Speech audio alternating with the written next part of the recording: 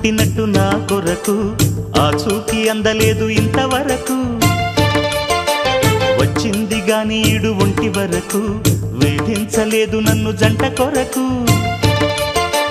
చూశాక ఒక్కసారి ఇంత వెలుగు నా వంక రాను అంది కంటి కునుకు ఈ అల్లరి గారడి